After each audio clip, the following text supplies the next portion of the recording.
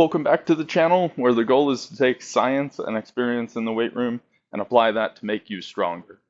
In today's episode, I just want to go on a bit of a rant as far as some of this predatory marketing that I've been seeing as far as knee sleeves and maybe taking some naivety as far as the powerlifting community and actual physics and explain maybe why some of these parlor tricks don't warrant paying up to, double the price for a pair of knee sleeves um, that may not have carryover that's worth it.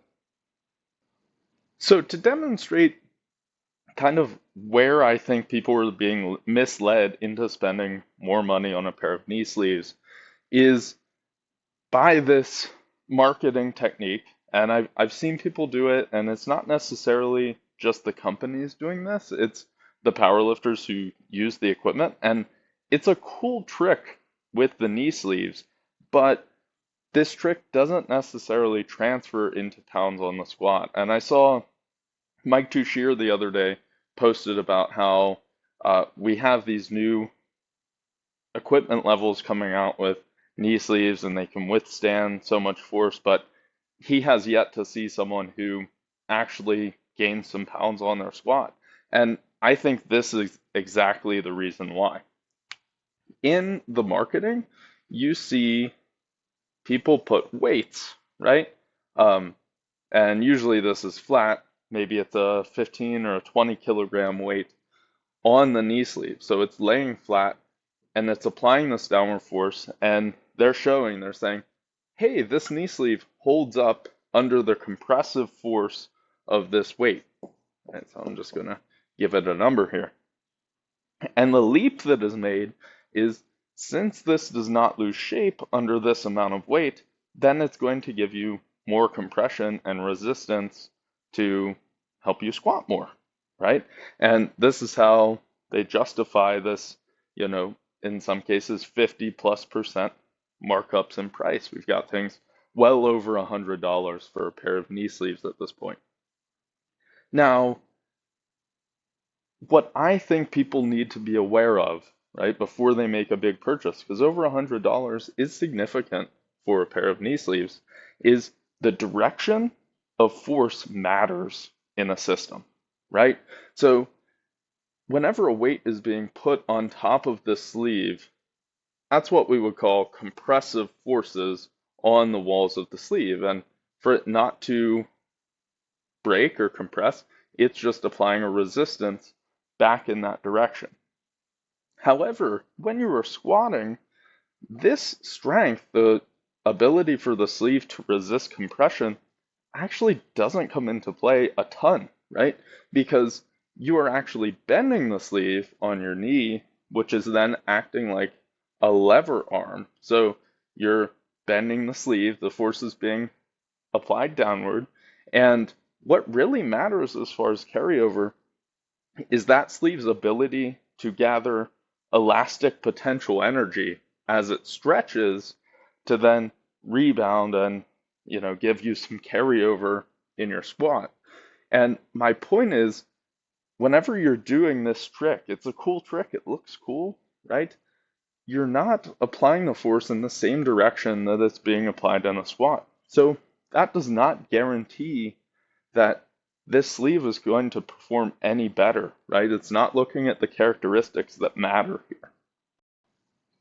Okay, so I just want to show a quick experiment to kind of represent what I'm talking about here. So I brought in two just empty soda cans, right? They've already been emptied out. And these will represent the sleeves in this example, right? They're cylinders. And I'm going to place a book on top of these, kind of ironic. It's a college physics book. But whenever I do this, right,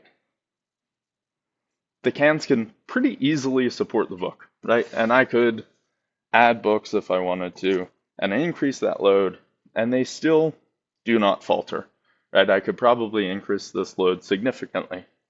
Now, this kind of represents what people are showing on social media because these cans, just like the knee sleeves, are supporting a weight. And then the leap is being implied that just because they support that weight under compressive forces, then those would make them ideal for squatting, for example, right? And I want to go ahead and demonstrate. So we showed those compressive forces, right? We can put a book on top of these cans. I could probably maybe stand on these if I had them aligned correctly and they still wouldn't break. But watch this. As soon as I apply force in a different direction, right? Just like the knee sleeves. Remember, the knee sleeves had to bend, right? This can will no longer return as appropriately to its original position. So then if I try and put a book on top, it crumbles.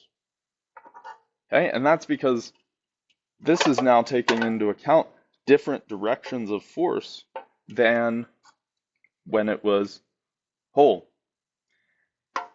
Now, this is, just to represent what's going on here whenever you're comparing knee sleeves that have to bend across your knee to when you're actually applying weight to them compressively.